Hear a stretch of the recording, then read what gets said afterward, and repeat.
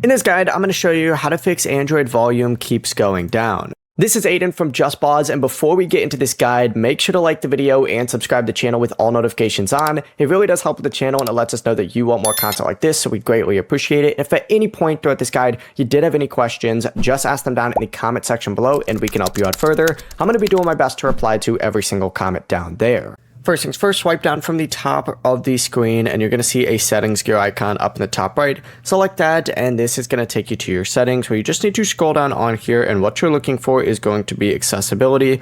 Open that up and in here you need to go ahead and select to speak. This is sometimes also called talk back, and it's sometimes in interaction and dexterity. So scroll through, every device has it in a different section, but select to speak and turn off select to speak shortcut. You can also search for this specifically. Test your buttons again and that should have worked. If it's still happening, you need to go ahead and return to your settings and you need to open up your developer options. So scroll down to the bottom, select developer options and find disable absolute volume, turn it on and disconnect like any headphones or whatever that you might be paired, any Bluetooth devices that are paired. Pair them again, test that volume, and this will allow your phone and headphones to control their volume levels. The process is as simple as that. You can also check your physical volume buttons and make sure that they're not stuck. So remove any case that might be pressing them, clean any debris around the buttons, and then of course if it is stuck, go ahead and just fix it and you're good to go. Before you do leave, make sure to like the video and subscribe to the channel with all notifications on. It really does help with the channel and it lets us know that you want more content like this.